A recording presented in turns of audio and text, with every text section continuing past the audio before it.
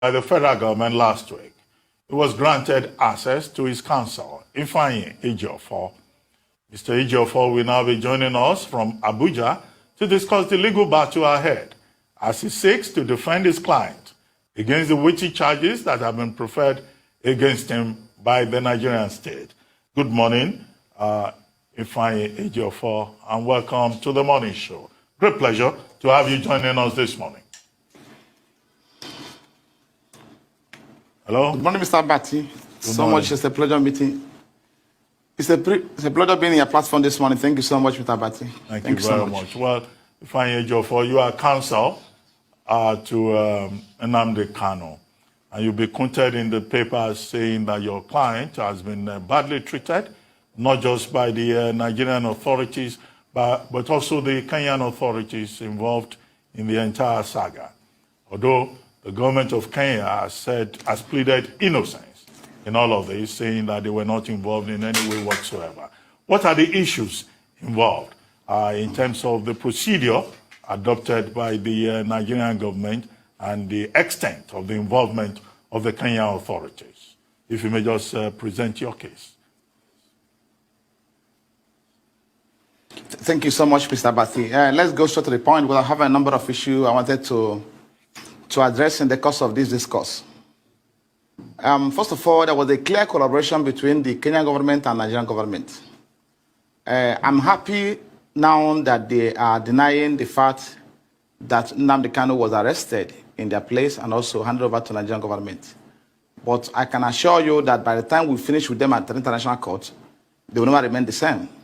What's important at this stage, and I've already made known to the world, is that he was arrested at the airport on the 19th day of June 2021. And he was taken to an unknown residence. That is a fact. He wasn't taken to a custody, and they recognized the official custody of the police over there. He was taken to an unknown residence where he was subjected to inhuman treatment. Nnamdi Kanu was tortured, maltreated, and beaten, mercilessly beaten. So these are facts within our knowledge, confirmed by him to us. So after spending 8 days in their custody, illegal custody, they now beckoned on the Nigerian counterpart to come for him. And by the time they came, Nnamdi Kanu was apparently unconscious at the point they came to pick him. He was unconscious. He was near lifeless at the time they were back taking him to Nigeria. So, and consequently they brought him here. So now, to tell you the level of their conspiracy and the desperation to get him jailed at all costs by enemies. They brought him here on a Sunday, and the federal government is fully aware that I'm the lead counsel to Nnamdi Kanu. And there's a charge against him before the court, which has been subsisting has been going on. Because after invasion of his premises on the 14th of September 2017 by the Nigerian military and soldiers, who killed over 28 persons in his house, and by act of providence, he was narrowly escaped. We filed an application before the court for an inquest into what transpired in his house on the 17th of September 2017. For court to inquire as to what happened in his house, what led to his disappearance. And we are still in this process, because that is fundamental. This is a person that has expressed to the world that he's ready to come for his trial on October 14th, 2017. He wasn't planning to leave the country. He wasn't planning to run away from the trial. He was ready to come for the trial on October 14th. The matter was stated for commencement of trial. Then on September 17th, his house was invaded. So to tell you that the government was not ready at the time to prosecute him, because they have no evidence to establish even the charge preferred against him to even date. So they went after his life. Now it's compelling on the part of the court to inquire what happened to this person I granted bail. What led to his disappearance? Then surprisingly, on the 28th of March 2019, when the matter came up for shorties to show cause why they will not be committed for contempt, why they were unable to produce Nnamdi Kanu. That was the proceedings of that day. The court gave an order revoking his bail. Then we said no, because the court should be bound by its records. We said no, and we filed an application to get order vacated. Since 2019 to date, the matter had severally come up before the court, the same court. And the court was not inclined to hear this application to vacate the order. And the worst thing is that the federal government has not filed any response to this application before the court. They've not filed a response in counter to application to get order vacated. They were not interested. What they are interested is to how to get in Nnamdi Kanu at all means available to them. So now, he was brought into this country on Sunday after being detained, maltreated, subjected to all forms of inhuman treatment, and inflicted with severe injuries on account of handcuff that lasted on his hands for over 4 hours till before he was brought to court. And you can see him on handcuff in court on that day. Those injuries are still there. And a number of medical issues he's having today on account of what was the kind of treatment that was meted out to him. So they took him to court on a Tuesday. Labaran Chaibu Labaran, who is the counsel that was in court on that day representing federal government, is fully aware that barrister ifeanyi ojiofor is the lead counsel in this matter. And I've been in court with him in all cases affecting Nnamdi Kanu and ipob. He never extended the courtesy of informing me that that my client was arrested, was abducted, because in this case wasn't arrested. So, but when we get to that bridge, we'll cross it. He was abducted and kidnapped from Kenya and brought into this country. So now he didn't feel it confident, didn't see it confident or deem it appropriate to inform me that my client was arrested and has been brought to court on Tuesday. So that shows there's a collaboration between the government in question, as we stand today, and the people we are appearing before them. Because if after all there was any element of iota of transparency in what they're doing, is compelling on the part of the AG, not the lawyer representing the Federation, to inform me that they are coming to court on Tuesday, so I can come to court and see my client. I don't know what happened, and this is quite from what happened. So on Tuesday, they took him to court, and the court asked them, "Where is barrister ojiofor? Is he not in court? Was he not informed?" They said no. They arrested him and brought him to Abuja on Sunday, and he's called today. So now there's an underlying fact that my client will not get fair trial in that court. That's settled. The issue of fair trial has been taken away by this collaboration. But we keep on watching. We are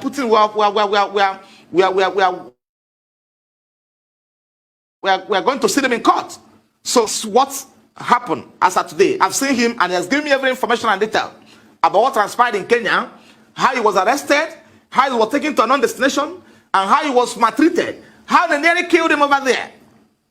And it's obviously from what he told me that it was at the behest of the federal government that they were doing those things. So until when they beckon on them to come. These are against an obvious infraction to all international laws and treaties. So but at that level, we're addressing it. We're going to address an international court at that level. So I'm letting you concern myself what's happening in the country. So it's obvious from every indication that my client will not get a fair trial in this court. Obvious. Until when the contrary is established. And now, Nnamdi Kanu was mandate in prison custody. Let me underline this fact. Long before he was granted bail, he spent over 2 years in custody before he was granted bail. The court itself is aware that he was in prison custody before he was granted bail. And at the point he was in prison custody, Nnamdi Kanu never at any point in time made any effort to leave the prison without the judicial process. Now, they remanded him in DSS custody, where they made it near impossible for his relatives which has to visit him, except on appointment by his lawyers. So that in itself has also graduated to what I call mental torture. He's being subjected to mental torture as I speak to you now. Because when somebody is in incarceration as a political prisoner, which is, he has no access to his wife, he has no access to his brothers, he has no access to relatives to discuss with them and interact with them. Even lawyers who are coming to see him are coming on a specific approval by the DGSSS. So it shows that he is undergoing mental torture. And it is worse still when Nnamdi Kanu is under a debilitating health situation. He has a medical condition that needs to be addressed as quick as possible. Because it's only a living that can face trial. So this, I can stop at this time to come up with a second question. Thank you. Wow, that you've given us quite a lot to unpack. I want to start off with Kenya, because you've said you're going to address that in an international court. But Kenya's extradition laws make it quite clear the kind of offenses, the nature of offenses for which extradition can be granted. There's a list, and treasonable felony is not in that list. In fact, the law in Kenya, the extradition law, states that fugitives are not to be surrendered if the offense is of a political character. So you mentioned the charges proffered against your clients. Has the Nigerian government now expanded the range of charges levied against your client? That's my first question. What are the charges that Nnamdi Kanu is facing now? My second question, you've said that you don't feel that your client will get a fair trial in Nigeria, but he has been given access to you, his legal representative. What else would you need to see to convince you that a fair trial is possible, as is his right under Section 36 of the Nigerian Constitution? Thank you so much. You will recall that on the day he was taken to court, that was last week Tuesday, Nnamdi Kanu was allowed to address the court because I was not in court. I was not in court. So that enough shows you that's the problem. Nnamdi Kanu is not a lawyer, and he has no competent to address the court. He might address the court, because if needful was done, I would have been in court to address the court, and also apply to the court that he should be remanded in prison custody. So that is a clear violation of his constitutional right to a fair trial. So because I was not in court, he was allowed to address the court. So that shows you that there is more to it than meet the eyes. Because they have, Labaran has my number. The office of AG has my number. They have simply put on a call across to me that they've abducted, whatever they call it, they classify it as my client somewhere in Kenya. I'm brought into here. And I take him to court on Tuesday to continue trial. Then I'll be in court on Tuesday. And also convince the court on the reason why he should be sent to prison, to correctional center. But in this case, the court allow him, which is abnormal, which is unethical, allow him to address the court. Why should court be asking him why he run away when I'm not there? We have an application before the court which contains his affidavit on oath, deposed before a commissioner for oath in Israel, stating the facts of what transpired in his house on September 14, 2017. How he nearly escaped death. How he was ready to come to court on 14th of October 2017 to face trial. Then this are before the court, and court never entertained it. Court never entertained it. These are record black and white before the court. Court has never entertained this application before the court. So I will be craving the court or at any adjournment for the court to hear it, because it's fundamental to his fair trial, to the right. The court will hear and understand what transpired in his house. That's very fundamental. Then the court is now allowed to address the court on these facts, which are already before the court. So that's area that's why I'm entertaining fear that he will be granted a fair trial in this court. So now, coming to what happened in court, the matter has now been adjourned to 26th of October, to 6th of July, 2021. Let me say this to you. Ojiofor, sorry to interrupt you. We need to take a short break. When we take a short break, I see you are very passionate about this. So we're going to unpack all of those issues, and there will be more than enough time to do so. So we'll take this short break, and we'll come back to you. Please stay with us. Show here on the Arise News channel. Our guest is still ifeanyi Ojiofor, counsel to the leader of the indigenous peoples of Biafra, Nnamdi Kanu. Well, ifeanyi, yes, you said a lot, and we've listened to you, but we would like you to conclude your thoughts on what you were saying. But take this along with some of the things you wanted to say. First, you were accusing the Kenyan authorities. But aren't we dealing here with the case of a fugitive from the law? A fugitive from the law who was also organizing against the Nigerian state along borders. I'm sure as counsel, you are familiar with what is called cross-border crime, transnational crime under public international law, and the role of Interpol in that regard. Second, the Court of Justice Binta Yako, when your client was brought before the court, and then he was remanded in the custody of DSS. The court specifically Justice Nyako that is, asked that you should be contacted, the counsel should be contacted. But you were saying no attempt was made to get across to you with a phone call. But I thought that the Court of Justice Nyako protected your interests by saying that going forward, when the Lordship announced the adjournment to July 26, talked about counsel for the defendant appearing in court. And you are talking about bail. You are talking about medical condition. Now, do you think that your client is in a safe place to ask, for further bail, given the fact that he became a fugitive from the law? The rationalization that you gave may not be tunable before the court.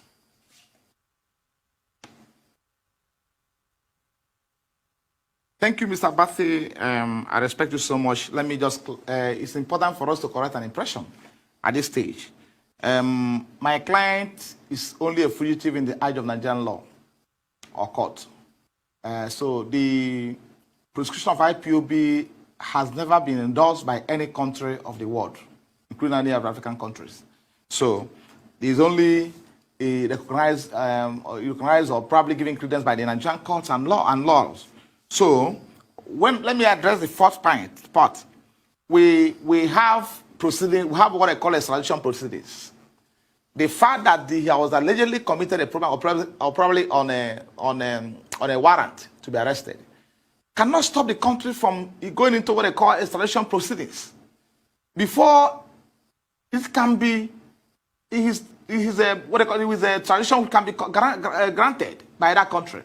And you have had it see that even the offenses he was being charged of at the time he was abducted from Kenya did not fall within the items specified under the Kenyan laws as those offenses that can be had under extradition proceedings. It's clear. So what we are saying is that it's subjective to Nigerian opinion. It's a law. It's a fugitive in Nigerian court. Why is it that no country of the world has endorsed IPOB as a terrorist organization? Because they are fully aware of my correspondence with them across the world that IPOB is a legal organization. IPOB is not a non-violent organization. And the order of the court obtained through the back door is being challenged before the Court of Appeal today. So they will allow the proceedings before the Court of Appeal to end because we filed our appeal against that order timelessly, challenging the provided prosecution of IPOB. Now, the federal government, it took them almost a year and 8 months to respond to all applications to file before the Court of Appeal. That notwithstanding, we still submitted to a delay. We never oppose the delay. And it's also when we have an application for stay of proceedings before the Court of Appeal. And also have an application to stop them from executing that order. So these are applications before the Court of Appeal. And they've been run away from the court. I can confirm that to you. I have documented this case file. They've been run away from the court. I'll tell you when they file their respondent brief. Even on the day they file a motion for them to enter appearance out of time, or for their brief to be accepted out of time, we file our reply to their brief on the same day in Court of Appeal, expecting the court to allow us to hear our appeal. And the court didn't hear it. The court didn't hear it. The panel consented to hear our appeal, didn't hear it. About 10 o'clock, they send a message across to us that the court will not be sitting till date. So now, coming to the aspect of not informing me before he was taken to court, I'm not talking about what transpired in open court. I'm talking about the duty on the prosecution, on the part of the prosecution in this case, to call me when he was arrested and inform me, because he owed me that compelling obligation to inform me and tell me that the matter is called, my client has been arrested or abducted, whatever you call it. Then he'll be taken to court on Tuesday. Then I'll be in court to address the court on some issues. Not to my client allowed to be asked to address the court. So, and the court is fully aware that he was coming to court on that Tuesday. Because if you watch the proceedings that took place on that day, proceedings of the court, it never lasted for more than 10 minutes or 15 minutes. It never. He was just brought to court and informed the court, they transferred him to DS custody. The press were stopped from seeing him, from interviewing him. He was blindfolded. So tell me what offense has he committed? Even in the eyes of Nigerian law, Nnamdi Kanu is still presumed innocent today. He's still presumed innocent by virtue of Section 35(6) of the Constitution. So he's still presumed innocent today of all allegations against him. So he's being subjugated as we speak now. Of course, you know, a lot of things are going on. Both media trials. People are being paid to come and confess and say some things against Nnamdi Kanu. But I don't think I have any issue with that one. When we get to court, we'll address it. Media trials are ongoing. Somebody will come and tell the world that I'm an ESM member. I was admitted so that Nnamdi Kanu said this. It's an open court that we have to establish that thing. So we have to be circumspect on the media trial going on against Nnamdi Kanu because he has been arrested, he has been abducted and brought to Nigeria. So what my challenge and my concerns is stem from the fact that I was not informed that I was arrested. 1, 2, I was not informed that he was being taken to court on a Tuesday. So I believe the Rabalan Shaibu is under compelling you to tell me because we are sending correspondence and I have my number. I have no number. If you can hear me real quickly. So what happens on the 26th? A lot of people are you're talking about bail now. You're talking about the fact that he's got medical condition, he should get bail. But on the other side, on the side of the government, what they're saying is he's jumped bail before. So how will it be easy for you to be able to prove that case that someone that has jumped bail before he will let go? You're also saying that they should put him in prison and take him out of GSS custody. Are those going to be the things you're going to be pushing on the 26th when you get back to court? Thank you, Rufai. What I'm saying is that in the first place, Nnamdi Kanu never jumped bail. Let it be clear to everybody. He never jumped bail. Because if the federal government was serious about prosecuting Nnamdi Kanu, if they are serious about prosecuting him, they will allow him to come to court on September 14th, 2017, October 14th, 2017, to face his trial. Are you telling me that soldiers that invaded Nnamdi Kanu properties are not from Abuja? Are they acting where they acted under the instruction of someone in Abia State? The answer is no. They came from Abuja, they have the instruction of the federal government to go to his house. So, and they are fully aware that Nnamdi Kanu was scheduled to be in court on October 14th. And in one of his broadcasts prior to the invasion of his premises, he told the world that he's coming to court to over 1 million members of IPOB. He informed the court, told the world. So why didn't they allow him, if they have any case against him, to come to the court on October 14th? Probably at the end of the proceedings, they will arrest him. So he never jumped back. This is a person, okay, assuming without considering to the fact that they succeeded in killing him on 14th of October, on September 14th, when they invaded his premises, will we be talking about his trial today or not? The answer is no. Because it's only a living that can face trial, and nothing more. If he was abducted, they succeeded in abducting him on that day they invaded his premises and killed over 28 persons, civilians or armed civilians, then we shouldn't be talking about what they're saying today. So, but by act of providence, he will never escape being killed. So these are people who are fully aware that he was scheduled to be in court on October 14th for his trial. And in Abuja here. So why can't you wait for him to come to court if you have any case against him? So, and we have supplied the court these facts. We have supplied the court circumstances that led to his disappearance from court. We have informed the court and convincingly that Nnamdi Kanu was ready to start his trial. But for the fact that his life is under threat. So the court is under compelling obligation to listen to the applications before him.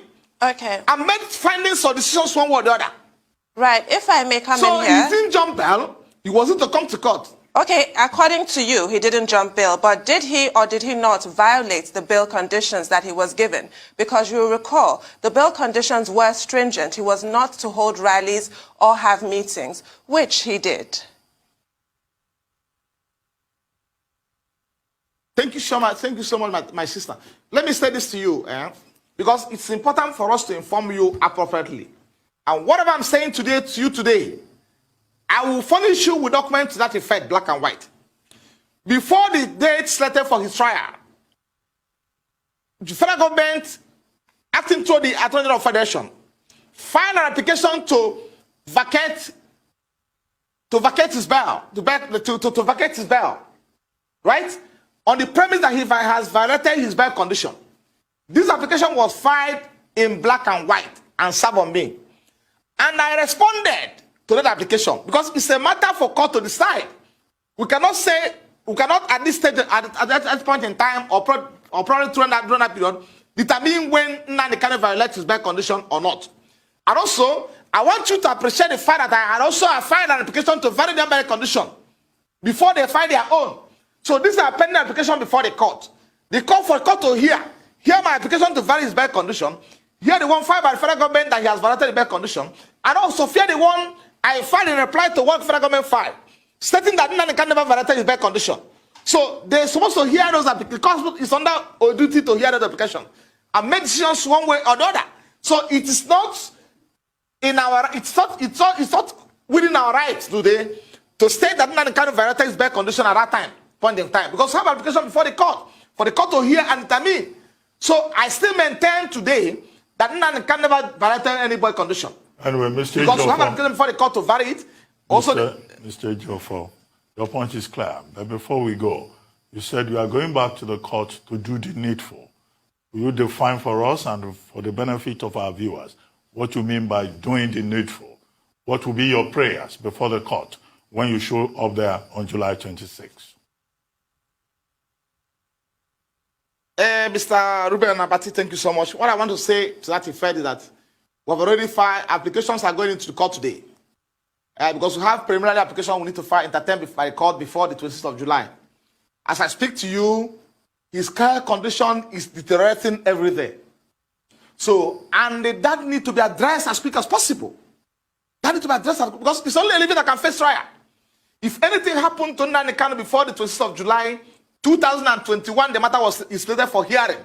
That means the trial will not go on. So, they need to be attended to as quick as possible. And we are going to court to get an order of court to ensure that he's given attention. That's fundamental. Because his life first before we talk about trial. So that's what I mean by needful, doing the needful. We're going back to the court to do the needful. Then I've had a number of places where they're saying about amendment of charges. I have no problem with that. Let's submit the amended charge. Right? Yeah. So, and also, let me use this opportunity to appeal to you. And also appeal to the world. To tell the government that I have to be protected. Because my life is under threat as I speak to you as his lawyer. Attempts has made as my life. People were killing my premises. I cannot move. I cannot sleep now with two eyes closed. So let the world intervene in this case. Because I must be given protection to defend my client. I don't know what I've done to deserve to be killed. Because I'm defending IPOB. It's within my constitutional right as a lawyer to defend anybody that come across me. And I'm doing justice to that. So let me use this opportunity and this platform to appeal to the world to prevent the federal government to protect my life, to stop those who are hell-bent on killing me. Okay. They have been looking for me all over the place to kill, not that I've committed an offense known to law, but that they want to assassinate me at all costs by enemies. Thank you so much. Okay, Mr. Ojiofor, real quickly, have those threats, like you talked about, been reported to the police? And secondly, what are these new charges against Nnamdi Kanu?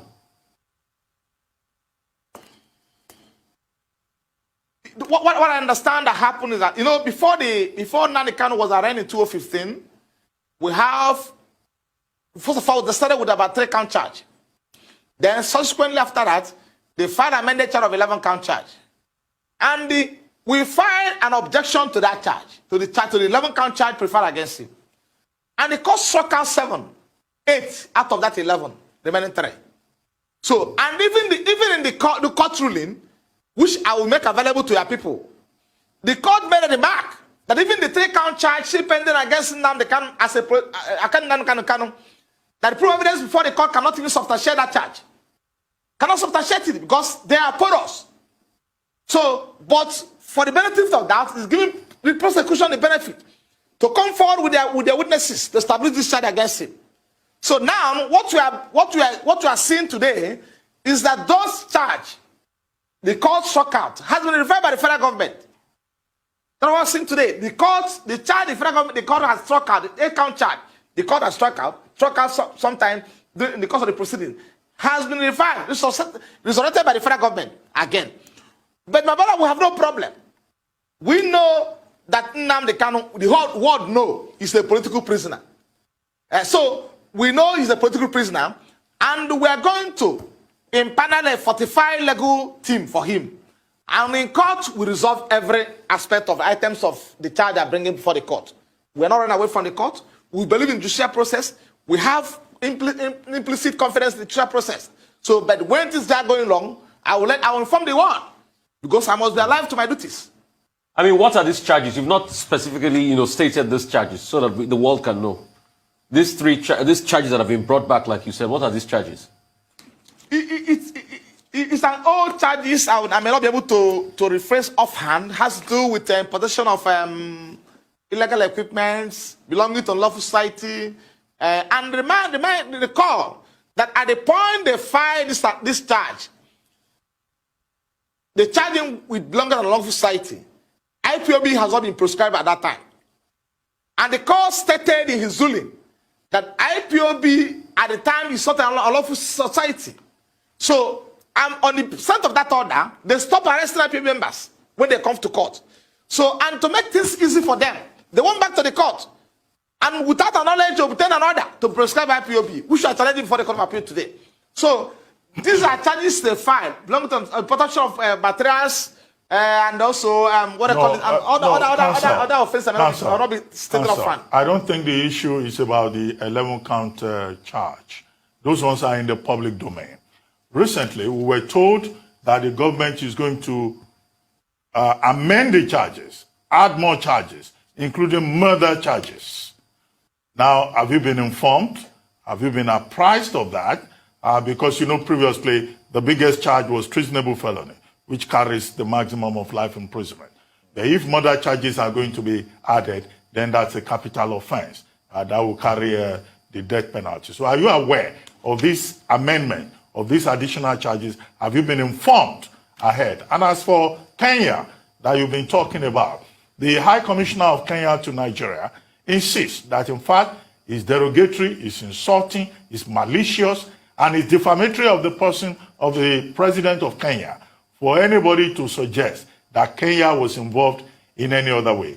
And that was why I asked you the question about trans-border crime, transnational crime, you know, cross-border crime, and whether, in fact, what we're dealing with here is Interpol working directly with the Nigerian government. Okay, Mr. Abati, for the benefit of that, let me just spare some time and address you on this point. I wanted not to say it, but let me just say for the benefit of that, for the public to know. When Nnamdi Kanu was arrested, was abducted in Kenya by the Kenya police force at airport, he was accused. He was primarily accused by the people that arrested him of committing offense, for committing treasonable offense in their country. And at the point in time, they were apparently or presupposedly acting under the impression that they don't know the person they're dealing with. So now the game changed when they took him to a place around the police station or any of the approved official detention facility of the Kenya government. They took him there and started maltreating him. So they were discussing with him, interrogating him on the basis that he has committed offense against the Kenyan government. So I am telling you what I have with me, the impeccable facts I have with me. And I have every evidence to establish that in the course of time. Because when we get to that international court, the Kenyan government will come to defend themselves. We'll have facts, information, documents to show what happened to him and where it happened. So, and when they became convinced after 8 days of maltreating him, torturing him, subjecting him to all forms of inhuman treatment, that Nnamdi Kanu never committed any offense unto law in Kenya, a British citizen for that matter. Then they ran back on because it's a collaborative something. It's like there was a conspiracy in the first place. So because they know probably he has meetings, he will be attending a meeting in Kenya. So they have that intel. So they ran back on the Nigerian government to come and pick him without due process of law being adhered to. So if he has committed any offense unto law over there, the member is a British citizen. They were subjected to extradition proceedings. So this took place in Kenya. And we have the facts, we have documents to show to the international community and in the fullness of time. As I speak to you, I'm written to foreign government. His attorney in overseas are taking up the matter over there. So they're being smart by half for denying the fact that Nnamdi Kanu was never arrested in Kenya. Let them go to court. We're already in court with them. They're taking them to court anymore for now. On what transpired in Kenya. That he was abducted, taken to non-residence, maltreated, beaten mercilessly, tortured. So even as a matter of fact, when the Nigerian counterpart came, they became scared of the fact that Nnamdi Kanu might have died in their house. They didn't conduct proper examination, medical examination. That was when they took him to a hospital in Nairobi. and confirm what his medical situation. So as I kept on to emphasize that his medical condition is deteriorating every day. And I'm telling the world that it is better for him to be given medical attention than to die before the date of the hearing. And if anything happens to him today, he's today before the Nigerian court. He's today before the Nigerian court, in Nigerian custody. Nigerian government will be held responsible. So they should they should allow his medical expert to visit him and give him attention. Well, and also face his trial. We're not against the trial. Let's go on. Yeah, look, I get the impression when you keep referring to British citizenship in Kanu's case, as if British citizenship is superior to Nigerian citizenship. Is that the case? And I still ask you about those additional charges. Have you been informed about what those additional charges are at this point? Thank you so much. Mr. Batty, there was no, as I speak to you, there's no additional charges against Nnamdi Kanu. So it's being speculated over the media. I will be in a position to confirm to you that the federal government has amended the charges preferred against him to include charge of case of murder. And you see, one thing, we operate accusatorial system of government. So let them come to court and establish whatever crime he committed. I have no problem with that. Prefer a charge of any magnitude, I have no problem. It's one thing to say somebody committed an offense, then another thing to establish the items, ingredients of those offenses before the court. But so as I speak to you, I've not been served with any amended charge against him. I've not been informed that they filed a charge against him before the Federal High Court. So right. What you are hearing over the social media are mere speculative, as I can confirm that to you. Right, Mr. Ojiofor, you know the binding effect of legal precedent. So I want to remind you of Asari Dokubo and the Federal Republic of Nigeria, where the court upheld the corporate existence of Nigeria as indivisible, indissoluble, a harmonious sovereign state, such that the rights of the individuals are suspended when it comes to national security. What is your comment on that ratio in the context of Nnamdi Kanu's case? The Asari Dokubo's case has to do, what they are relying to, has to do, it has to do with application for his bail, when application for his bail was made. And that was the ground upon which the court said they cannot grant him bail. So, but in this case, we have not made an application for his bail in this instance. We are talking about his health condition. And I am not saying that you release him to go and attend to himself. Attend to medical challenges. What I'm saying, in effect, is that they should allow his experts. He has medical doctors who will come and attend to him where he is. Then we'll not go back to court. So we're not started applying for bail now before the court. So what you are talking about, for him to be given immediate medical attention to avoid dying in custody, because his health is deteriorating every day on account of the torture meted out to him in Kenya, and the extension of the torture here, because by keeping him in solitary confinement amount to grievous torture. So when we get to the bridge on the cases you cited, we'll cross it. I have no problem. We've been in the matter since 2015, and I can assure you the federal government have no evidence to establish any case against Nnamdi Kanu. Okay. As a matter of fact, real quickly, interesting turn, Barrister Ojiofor. You talked about him being taken to a hospital in Kenya. You said there was a medical report out of there. Is there anything we need to know as regards that? Because now you are saying that same medical report is based on what you're talking about, that is ill health, and that's why you're asking for a bail. Or you want his experts, a medical expert, to come see him. Is there anything we need to know about that medical report out of Kenya? What I'm saying is that the medical report in Kenya is where he was examined, briefly examined before being brought to Nigeria, is clear. And we are pursuing it over there. So let me hope that Kenyan government will not also compromise in this regard, because we have records to that effect. So, but what I'm saying is that Nnamdi Kanu health condition is in a terrible state. So, and we are appealing to the government of the state, the government of the Nigerian government, to allow his medical doctors to examine him where he's being kept. So I don't want to go into the details of what is contained in his medical report now. So, but In the course of time, you will get to hear all.